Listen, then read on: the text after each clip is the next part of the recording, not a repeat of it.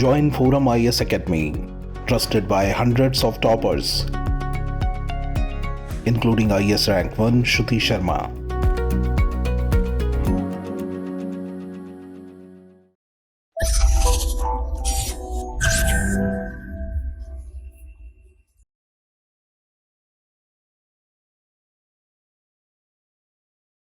Hello friends, this is Gautam Pandey coming up with the next round of New Simplified. In this video, we will discuss about discovery of lithium और साथ ही साथ ये भी समझेंगे why is it significant for India. So first of all, let's see why is it in news.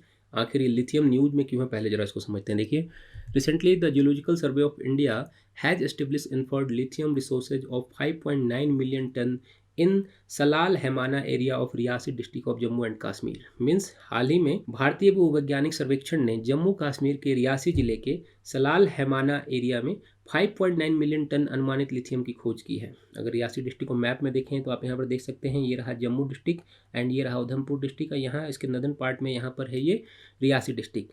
तो यहीं पर एक मिनरल ब्लॉक भी है. इस मिनरल ब्लॉक को भी जरा डिस्कस कर लेते हैं. देखिए, इसका नाम है रियासी शेर सेंडू खेरी कोट रहोट कोट दरवी मिनरल ब्लॉक. तो ये पॉइंट याद रखिएगा. कभी कभी अगर इस तरह के एमसीक्यू बनते हैं कि ये मिनरल ब्लॉक कहाँ है, तो हम आंसर करने की कंडीशन में होंगे. ये जम्मू एंड कश्मीर के रियासी डिस्ट्रिक्ट में है. तो इस वीडियो में हम लिथियम से रिलेटेड इंपॉर्टेंट बातों को डिस्कस करेंगे, समझेंगे लिथियम क्या होता है, आखिर इसके यूजेज क्या होते हैं, इन सारी बातों को डिस्कस करेंगे.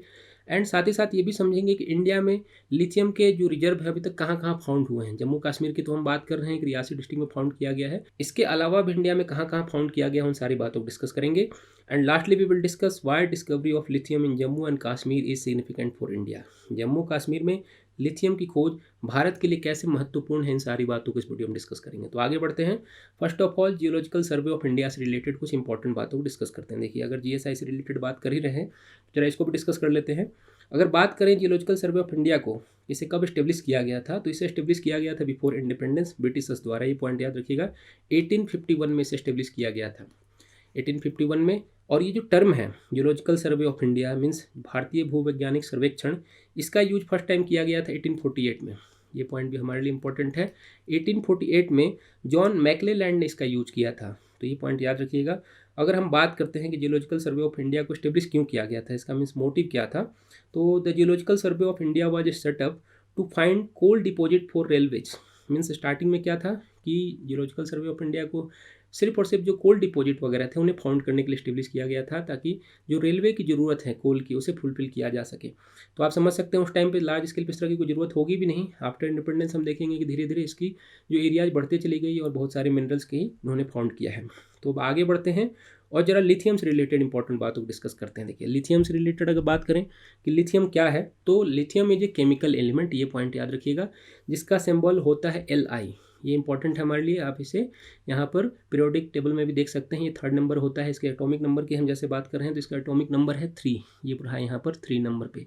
तो ये इंपॉर्टेंट है. मीन्स इसका एटॉमिक नंबर हो गया 3, इसका सिंबल हो गया Li.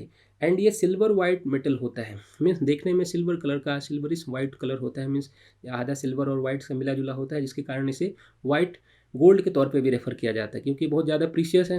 गोल्ड को प्रीशियस माना जाता है एंड ये वाइट कलर का भी रेफर कर रहा है, तो इसलिए इसे वाइट गोल्ड के तौर पे भी माना जाता है. तो ये पॉइंट हम याद रखेंगे. And lithium is the lightest metal, ये पॉइंट भी हमारे लिए इंपॉर्टेंट है.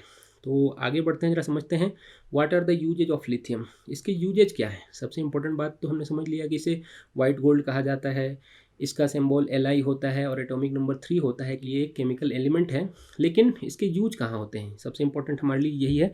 देखिए, अब जरा बात करें इसके यूज की, तो इसका मेनली यूज रिचार्जेबल बैटरीज में बनाने के लिए किया जाता है. करंट सिनारियो में आप कोई भी जो इलेक्ट्रॉनिक गैजेट यूज कर रहे हैं, जस्ट लाइक अगर लैपटॉप यूज कर रहे हैं, टैब यूज कर रहे हैं, मोबाइल यूज कर रहे हैं, इवन आप जो इलेक्ट्रिक जितने भी गैजेट हैं, इसके अलावा जो इलेक्ट्रिक व्हीकल वगैरह में जो यूज होने वाले बैटरीज वगैरह होते हैं, ये सारे इसी लिथियम से बने होते हैं. ये हमारे लिए सबसे इंपॉर्टेंट है. इसी से सारी चीज़ें वर्ल्ड वाइड इसकी डिमांड बढ़ती भी चली जा रही है. वर्ल्ड वाइड क्या हो रहा है, सबसे ज़्यादा लिथियम की डिमांड करंट सिनारियो में है, क्योंकि इन सब चीज़ों की डिमांड बढ़ गई है. जो गैजेट्स वगैरह हैं, जो इलेक्ट्रिक व्हीकल वगैरह हैं, उनकी डिमांड बढ़ गई है, जिसके कारण लिथियम की डिमांड बढ़ गई है. अगर इसके अदर यूजेज की बात करें तो एलॉय मेकिंग मीन्स जो मिश्र धातु वगैरह होते हैं उसके निर्माण में, या फिर जो ग्लास इंडस्ट्री वगैरह होती है, या फिर जो एयर कंडीशनिंग इंडस्ट्री वगैरह होती है, यहाँ पर भी इसका लार्ज स्केल पे यूज होता है. मीन्स मेनली यूज कहाँ पे है इसका रिचार्जेबल बैटरी के तौर पर, और करंट सिनेरियो में जिसके कारण ये बहुत ज़्यादा डिमांड हो रहा है। ऐसा माना जा रहा है कि आने वाले दिनों में सबसे ज़्यादा इसी की डिमांड होने वाली है, इसलिए भी इसके जो खोज वगैरह है बहुत ज़्यादा हो रही है।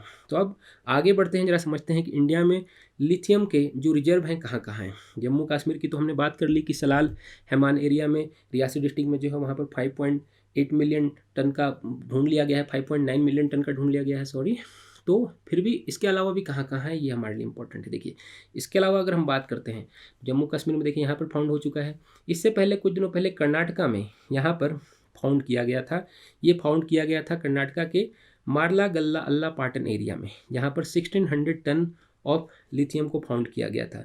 इसके अलावा अगर हम बात करें कहाँ फाउंड किया गया है, तो अकॉर्डिंग टू साइंटिस्ट राजस्थान के सांबर डिस्ट्रिक्ट में, सांबर एरिया जो इधर है, और गुजरात के कच्छ एरिया में यहाँ पर लिथियम के डिपॉजिट हो सकते हैं, ऐसा साइंटिस्ट का मानना है। मीन्स यहाँ पर लिथियम के डिपॉजिट होने के चांसेज मीन्स आने वाले दिनों में हो सकता है कि हमें राजस्थान में और गुजरात में भी लिथियम के डिपॉजिट देखने को मिले। अब आगे बढ़ते हैं, जरा समझते हैं why discovery of lithium in Jammu and Kashmir is significant for India.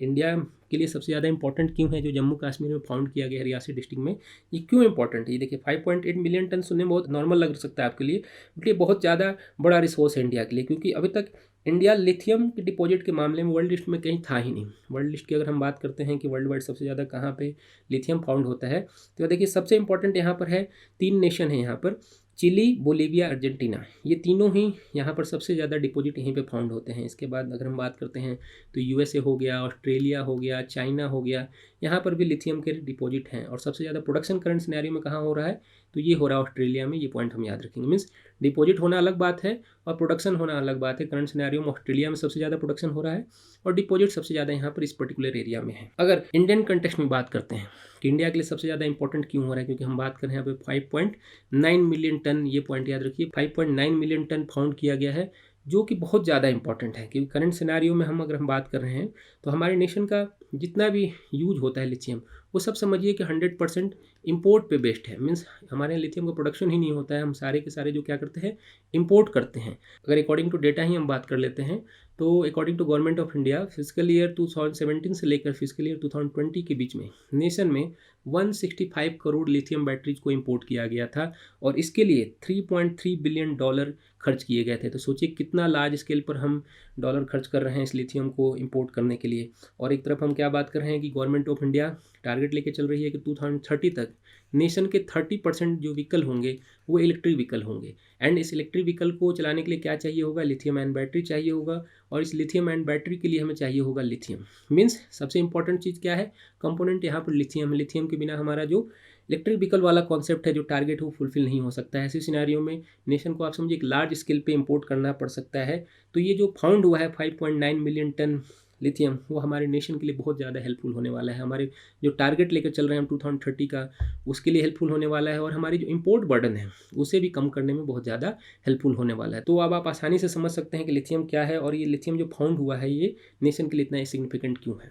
तो होप आपको ये सारी बातें समझ में आई होंगी। Thanks for watching.